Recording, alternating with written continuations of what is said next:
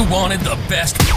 You've got the best podcast. The hottest podcast in the world. The Chris Voss Show, the preeminent podcast with guests so smart you may experience serious brain bleed. The CEOs, authors, thought leaders, visionaries, and motivators. Get ready. Strap yourself in. Keep your hands, arms, and legs inside the vehicle at all times, because you're about to go on a monster education roller coaster with your brain. Now, here's your host, Chris Voss. Hi, folks. It's Voss here from the ChrisVossShow.com. Oh, ladies and gentlemen, welcome to the big show. We certainly appreciate it. The ChrisVossShow.com. We've been around for 16 years, over 300 episodes, bringing you all the amazing people, their stories, their journeys of life. And as we always say on the show, stories are the owner's manual to life. That's how we kind of learn we're not alone in the problems we have. I'm sure everyone's got problems, right? Or is it just me? Anyway, so be sure to further show your family, friends, and relatives. Go to goodreads.com/Chris Voss, LinkedIn.com/Chris Voss, Chris Voss 1. On the TikTokity and all those crazy places on the internet. Opinions expressed by guests on the podcast are solely their own and do not necessarily reflect the opinions of the host or the Chris Voss Show. Some guests of the show may be advertising on the podcast, but it is not an endorsement or review of any kind. Today we have an amazing young lady on the show. We're going to be talking to her about her insights, her experience, and some of the things you're going to learn about from her, because that's the whole point of the show, to learn stuff. If you're not learning stuff on the show, what the hell are you doing? I'm just drunk and listening, Chris. It sounds fun. Anyway, we have Dr. Pamela Buchanan on the show. She is a board-certified physician, speaker, and thought leader dedicated to transforming healthcare and championing mental well-being. With 20-plus years of medical experience, she's a TEDx speaker known for her powerful talk on emotional flatline. Describes my last 10 marriages. It explores the emotional toll of the high-stress ER during the pandemic. As the author of Oxygen Mask Principle, Dr. Buchanan teaches self-care as a revolutionary act for working mothers, healthcare professionals, and high achievers. She's currently an ambassador with the Lorna Breen Foundation that has a focus to prevent physician suicide. We can't have that. We need these people to save us. Her work extends into physician coaching and consulting. She is passionate about coaching physicians throughout burnout so they can stay in practice. Burnout is bad. So her mission is to, very bad, it can hurt sometimes, that's what the drinking is about that I referenced earlier in the show. People just getting drunk and I'm going to listen to the show and tune out. Don't do that, folks. Be good to yourself. She's on a mission to help people break free from burnout, prioritize self-care, and live with purpose. And she runs a wellness and weight loss telemedicine site as well. Welcome to the show. How are you, Doc? I'm doing great. Thanks for the introduction, and thanks for having me on. I didn't write it. You did. But thank you for coming on. We really appreciate it.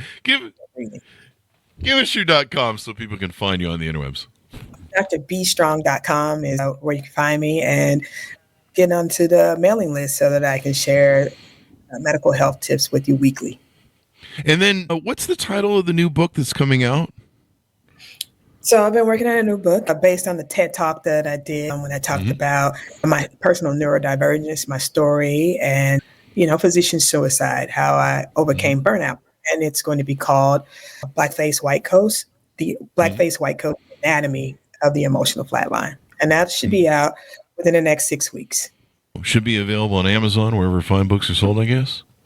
It will be, as well as Dr. B. Strong. It will be on my website as well. And I will send out any of my newsletter subscribers the information. And people should check out your TEDx talk as well. Emotional flatline. So give us a 30,000 overview of what's in the new book and what you do. Okay. So I am a physician, been a physician for the last 20 years, and I work in the emergency room in rural Missouri, about 1 hour outside of St. Louis. And kind of the book goes through what I went through as a physician during the pandemic, the stressors that go along with being a physician, and how it's so sneaky, it's so insidious, how you end up burnt out and overwhelmed. Because as a physician, we're taught to power on, to soldier on. Our whole training is about that. It's not fun and games like you see on Grey's Anatomy or Chicago Medicine. That is not real life. It is quite stressful. It's not a bunch of people sleeping together and basically. Yeah, there's that. There's actually a lot of that. How is she going to cope? But it's not as cute as it is on TV. It's usually messy with wives coming and throwing things. Everyone's hair isn't perfect.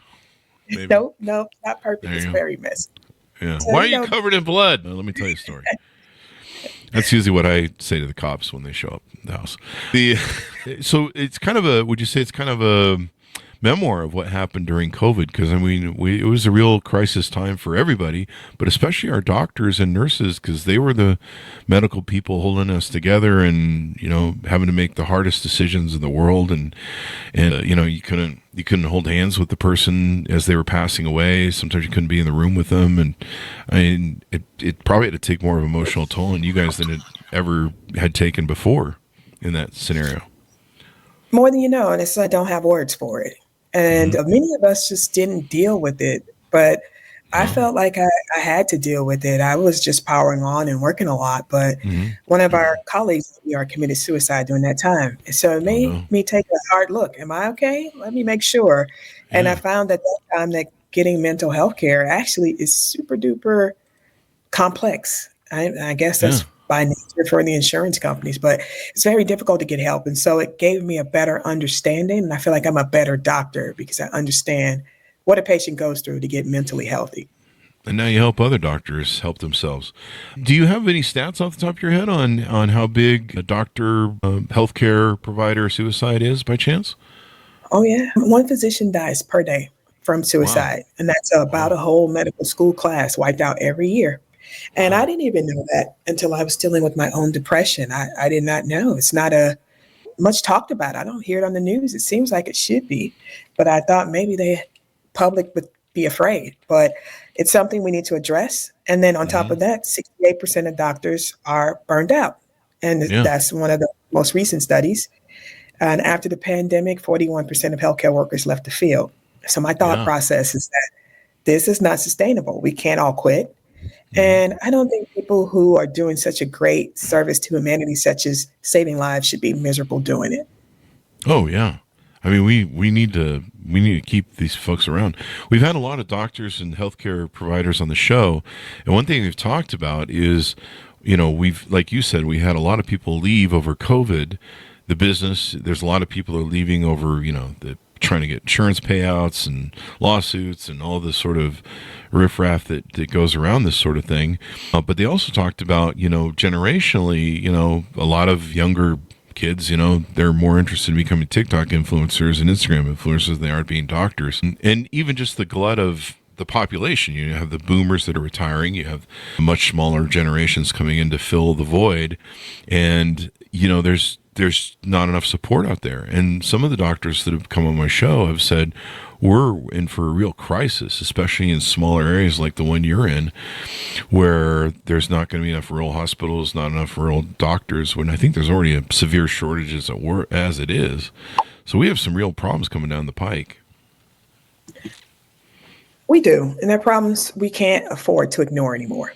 Yeah. And it's just, and for the reality of it is, doctors either do one of two things. Some have the luxury of being able to leave the field because maybe they have a secondary income or some other finances. But most are, indebted up to their ears because the average medical student has over $400,000 in medical school debt. So they have to work, whether you like it or not. And I think there's a better way to work, and it's a better way to reframe your mindset to be able to do this kind of work that we do, this very important work. And you guys work long hours, long shifts. I don't know how you guys do it. My brother interned, I think, to eventually become a doctor. I think he ended up I think he's a radiologist or something. He holds the thing that scans the women's bellies that are pregnant. And that sounds weird, doesn't it? But, it's radiology, I think. I don't know. I'm clearly not in the medical field. But, the long hours you guys have to work, sometimes these 24-hour, 18-hour shifts or something like that. Do I have that right? We do. I think you're speaking more so of residency. When you're in residency training, what you see on Grey's Anatomy, you can work up to 30 hours on that overnight shift. And yes, that is brutal. And when I was doing it, that was back in 2005, you were on call every 3 days. So every 3 days, you can expect to work a 30-hour shift. And yes, Yeah. it was grueling and it was exhausting. I remember some times where I drove home and didn't know how I got there. But one time I always talk about is I remember sitting at a stop sign, waiting on it to turn green. And that's not a stop sign. It was not a stoplight. It was a stop sign. Wow. This you need more coffee. I mean, it's I've often wondered how people can deal with that amount of stress. I mean, when you're young, maybe you can pull it off, but definitely as you get older and the body breaks down and stuff, and you guys experience life and death too. I'm a huge dog fan, and I would love to go do volunteer work at a dog clinic or dog shelter sort of thing. But I couldn't handle the death. I couldn't handle the loss. I couldn't handle the injury. I'm just not built that way. And, I have lots of reverence for people that can, and they can handle that. But there is a lot of high suicide in vets. There's high suicide in psychologists, I believe. There's high suicide in doctors. And I imagine part of the debt that they go through is I did mortgages for 20 years. I would meet doctors that have been out of school for 10, 20 years, and then they would still be owing so much money that they basically were still living on minimum wage. I remember one guy, he was a pharmacist, and he made really good money per year, but by the time he got done paying all of his debts for his college work, he could just afford a simple cookie cutter home that everyone else had. I was just, wow. Exactly. And I think that's the public doesn't get that. Many people have the misconception that doctors are rich, but not always. There are some who have the savvy to make other outside investments, but just the day-to-day physician work is not what's going to create wealth. Yeah. And in today's world where, insurance companies fight you for everything, I mean, I've heard a lot of doctors have quit. So you do coaching to help these docs. Let's get into some of the offerings that you do on your website and how you work with them. Do you work with all different types of doctors from any field and healthcare providers? Yes, I work with doctors, pharmacists. I've even worked with some executives, healthcare executives and other executives, because we have the same problems. It's the same kind of high expectation, not enough time, and just not enough hours in the day. So it seems like we are trying to live and do the impossible, but nonetheless, we try. And then what I often see in all of these types of people is burning the candle at both ends to the point where there's something that makes you stop. Usually the body keeps count and catches up. For the most part, I work with women. And what I see in women generally is a health issue is usually the thing that brings them to me, meaning that they become ill. They can't really work in the capacity in which they were working. One of the things that I know is that women have 80% of the autoimmune diseases that occur. And so there's a gene that could be turned on or not turned on. But stressors are one of the things that cause it to express itself. And once it expresses itself, then you end up having an autoimmune disease. What's an autoimmune disease? Things like lupus, things like rheumatoid arthritis, sarcoidosis, things where your body is attacking its own body. And that's more common in women for those reasons. Wow. It's like women work themselves to death, literally. And that's why I feel like this type of coaching is very important. And I do feel like we need to keep physicians in practice, specifically women. We've had people on the show that have talked about that very thing that you mentioned. The body keeps score, and it seems like we tend to house trauma in different parts of our body, and it festers. And if we don't really take care of ourselves and clean it out. I think I had some folks on the show that talked about how caretakers, people who work in old home facilities. My sister's in a care center with MS. They deal with a high amount of depression. They actually have higher Alzheimer's, I think, and other diseases that come to them because of the stress, the loss of sleep. Even like human caretakers, I can see where human caretakers suffer and stuff. And of course, doctors, you guys, I can't imagine working in an ER room for a shift and being not moved by any sort of tragedy that's come before you in a human element.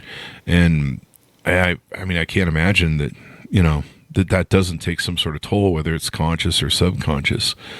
And so I think it's important that we have this and we recognize that, people need to time out. People need to, take care of themselves. They need to do self-care and heal. Am I on the right track there? That's exactly. I probably couldn't have said it better myself. It's just that those who care for others need to prioritize caring for themselves. Yeah. We have to do that because you cannot pour from an empty cup. And we need, when you come into the hospital for an emergency, you want your doctor on. You want him or her well rested and in a good mind state. That's what we need to do. We need to support those who are taking care of the world. Whenever I stop by the ER, I grab some Starbucks coffee and give my doc a back massage rub. And I hire one of those people that comes in, the NFL people that beat you up, and I make an ice bath for him and stuff. I just try and. That's how I show up to work every shift. I do. I show up at Starbucks. I huddle with the nurses. I give them a massage. I was like, let's have a good shift. Mindset is everything. Yeah. And then what you alluded to before is one of your keynotes that you've done is the oxygen mask principle. Tell us about that, because that kind of flows into this. Yeah, the oxygen mask principle, I wrote a book about that and I also do a keynote about that. And it's about prioritizing your self-care. And the principle I have is that you take care of yourself first. You think about yourself first and imagine a reality where you have everything you need. You take real actionable steps towards doing that. And you set boundaries and you protect your time. And by having that and teaching that to physicians, because physicians are taught to take care of everyone else. We know how to do that so well. But we are not taught to take care of ourselves and the things that are important to us. And so that's why you see such a high divorce rate in doctors. I know a lot of doctors that have very strained relationships with their children and family, because just prioritizing and creating some harmony, because there's no balance. When you're a doctor, there's no balance. You're lopsided in terms of the time you have, especially depending on what kind of doctor you are, but you can make harmony. And I teach doctors to schedule you first and then put everything else next. Yeah. I'm a single guy who runs big singles groups where we do meetups and people meet because, that used to be the way we used to meet up and work. And, dating apps really haven't been that great. And I've tried dating nurses and it's hard because, you'll have a date with them and they're like, I got called in. And, they're working these long shifts. Usually sometimes I have to pick a weird day, like a Tuesday, to go out as opposed to a weekend. And I can see how it's hard on relationships. It's hard on family. I can see how it's hard on women. You mentioned women suffer a lot from it because, they're being mothers. They're trying to be caretakers of their family as well as being caretakers to, people in the hospital. It's a big burden. I can't even imagine it. Like I have a boundary against seeing blood in movies. That's how big I'm one of those people who almost passes out when you take my blood. I'm that big of a baby. And, that's my boundary. But, it's something that's important for you guys to set as well and take care of yourselves. And maybe, does the public need to support you guys more? I remember at the start of COVID, it was really wonderful to see people outside hospitals honking and stuff like that, if you remember that. But then it all kind of died off into some really hateful shit. It did.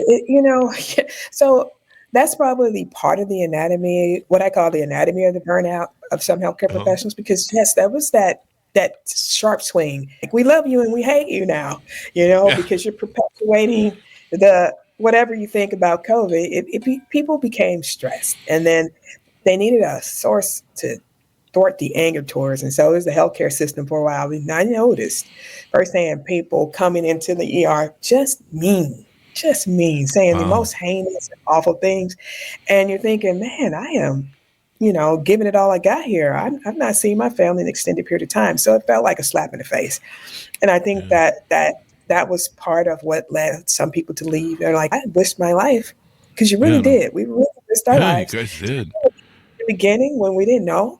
I don't know too many people who have the experience I had, wherein I was worried about whether or not I would kill my family. Yeah. Was I breaking something home that could kill them. And so I stayed above the garage, and that was very isolating, and you didn't have anybody to decompress with and talk about what you've seen for the day, which was horrible. It seemed like you're already isolated with COVID. right. But your family's staying away from you. And they're actually scared of you. I remember that. And Wow. I was horrified. If I have a son who has an autoimmune issue, and he takes a medicine that causes his immune system to be weaker. And so I thought that if he got COVID for me, I could not live that down. And so I was so careful. Yeah, I had a good friend of mine whose wife worked in one of the hospitals, I think, in California. And they had to separate the house and put all sorts of stuff up. And, he would talk about the challenges and what they were going through. And yeah, and then if you've got someone who's autoimmune, I was always worried about passing it to my mother who was older. My sister, of course, my mother used to go see my sister at the care center every day. And, then it got to where we can only go wave at her through the window. And yeah, it was a pretty interesting time. And I would hope that we've learned some lessons from it. And I would hope that books like yours are going to inspire people to really rethink this. Because if we don't take care of our caretakers, there's not going to be anybody to take care of us. I guess that's kind of selfish to say, isn't it? It is not selfish, because healthcare is one of the cornerstones of modern society. Yeah. Okay. And so what good is a hospital if there's no one in it to run it? And I can't just stand back idly and watch one by one, day by day, as doctors that I know. I have several friends who are completely done, have washed their hands. Nurses that I know that have decided, I'm just going to stay at home and be a stay-at-home mom. And that's okay, but we can't all do that, because our society is aging. We have the baby boomers getting older and older. Now my generation is Gen Z, will be older. And I think about me as I get out of my 40s and become older. I want someone there to take care of me. So we need to support the younger generation in medicine. And our systems are flawed. They don't work. The paradigm needs to shift. And so that's why I do physician coaching. My hope is that, as I speak about this, like I do at conferences and workshops, that eventually this will be second hat. We'll have physician coaches at most facilities, at medical facilities. And so we just need a movement where we train those people. Is there anything like that inside? Like in high school, you can go see the high school nurse there, eh? Is like anything like that in a doctor's office where you can go, have a, you can go see him and say, hey, I need shoulder to cry on, or need to talk to somebody about something. Is there any sort of resources like that are offered through the medical system? Like, not consistently. And that is the paradigm shift and change that, they say, be the change you wish you could see in the world. I wish that was there for me. And that's what I'm creating. Maybe I just got into espresso. Maybe I should just drag my espresso machine down to the local ER, and I'll just be a cheerleader. I'm pretty good at that sort of thing. Yes, and I think, my blood is 50% espresso. I don't. Really? If you're not drinking coffee, what are you doing, man? That's one of the first questions I ask when I have a new doctor. So, what kind of coffee do you like? It's either you like coffee or you like Red Bull. Otherwise, I'm concerned. Ain't no way. Just ain't no way you're getting through this doctor life without some kind of stimulant. And I hope it's not the illegal kind of stimulant. So I was like, coffee, Red Bull, some type of energy drink, 5-hour energy shot. And if I go down that line and you don't drink those, I need a new doctor. If I ever go see the doctor again, I try and avoid them. They're wonderful people. I haven't thinking about blood and needles, but if I ever go, you remind me, I'm just going to drag my coffee machine in there. I'll just set up, cause ER sometimes takes a while, I think nowadays. So I'll just drag my espresso machine. I'll make free espresso. Who wants espresso? Yeah, I know he's bleeding out of the table, but this is really good beans right here. This espresso. I have a scalpel in one hand and espresso in the other. Espresso. I'll just hand him out. The doctor will be like, nurse, scalpel, Chris, espresso. Yeah, exactly. Can I get a biscotti with that? So let's talk about your other website where you do telemedicine services. Talk to us about what that is, and I imagine that's kind of geared more towards consumers. That is getting towards consumers, but I use it, in my coaching program. I talk about marrying your mind, your body, and your spirit all together. Because I do believe that the reason that many doctors are so disconnected is that we're disconnected from our purpose. And so you figure out where your purpose is, and I help people go through that journey, because your purpose is the best of what you have to give to others. And so just really honing in on that through an introspective, journey that I take you through, and we kind of connect to your why. Now, when you know what your purpose is, then you can be more fulfilled in what you do. And if you have fulfillment in work, then it's not like I have to make you do it. You're connected to your why. And most people who become doctors, we don't just want to be doctors. It's been a dream since, you've had this romantic fantasy about it, but somehow you grow up and actually do it. It becomes a nightmare, but it does not have to be. And so in my coaching program, we talk about that. You develop your purpose. And now let's talk about the second part, the big elephant in the room. Many doctors are completely unhealthy. And that's because we're stressed out and we're not taking care of ourselves. We are working so hard keeping you alive that we're not even considering our own issues. Right. Yeah. And that's evidence in some studies. One of the things that made me really think about myself is that there was one study that said the average age of an ER physician was 57 years old. There are other studies that say it's older, but if 57 is it, then I say I'm in my 40s. I need to slow it down. So I talk to doctors and we talk about how can we really optimize your health, make sure you're moving, make sure that you're actually doing all the things you tell your patients to do. And from there, you got your mindset, and then you're working on your health. And at that point, we talk about how you can be fulfilled in your job and in your purpose, whether that be staying in medicine, or some people decide they want to do a side hustle and work less with medicine, or start a business. Yeah. Whatever fulfills you. According to the internet, take it for what it's worth. According to recent data, the average age of a licensed physician is around 51.9 years old. So I'm 57. I can barely get up out of bed. I'm 49. I have a lot of energy, and the medicine is not going to take me out in my 50s, man. I'm not going to do that. I have learned a lot in the last couple of years about how to take care of myself. A 50% espresso blood level, evidently, this helps. It does. That's like the Sabrina song, Me Espresso. Yeah. Me espresso. In fact, I drank a regular coffee today, a K-cup coffee, because I was too tired to make the espresso and warm up the machine, all that stuff. And I was like, I'll just have a coffee to get me seated so that I can, get the body to move, tape back on the falling off parts and stuff that fall off at night. I'm 57. That's normal. At least what I've been told by my doctor. He drinks a lot, though. A lot of what? I'm just making up jokes. He drinks a lot of coffee. So anyway, I woke up this morning and had a K-cup, and I was like, this is the most grossest water ever. And I'm like, oh God, get the espresso maker going. Maybe someone should make a really strong, high caffeinated coffee for doctors. Your website's called Strong Medicine. Maybe we should have a Strong Medicine coffee you should sell. Yeah, but I have to focus my energies. Too many hats, and I get nothing. That's true. That's true. There is kind of in the Strong Medicine and logo, there is kind of a coffee bean there. It looks like a brain, but I'm pretty sure it's a coffee bean. That, or I'm just obsessed with espresso. So, you can see my brain is made of coffee.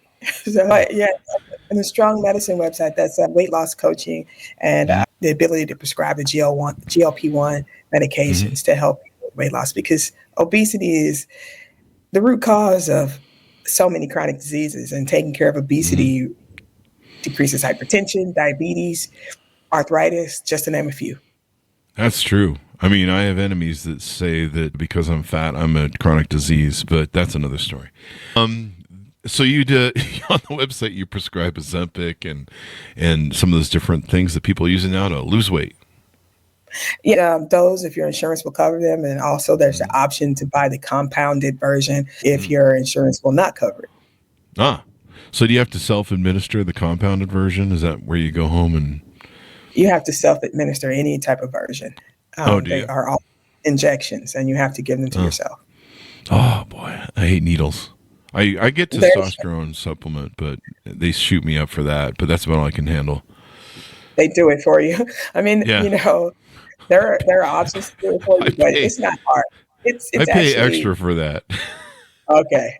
Yeah. And I do it on purpose because if I tried to jam myself with a needle, I'd probably pass the hell out. I'm a baby. I'm just a big There are boob. people like that. I don't know why I Yeah. tend to find that more of my male patients, than female patients. I don't know. I don't know, man. I don't know. I started testosterone therapy a year and a half ago, and up until then, I probably had, I don't know, 20 shots in my life. Now I've had 5 billion. So I'm getting there. I don't know. So people can do how does it work with the telemedicine services, Strong Medicine? Do people You go to reach out to Strong Medicine. you?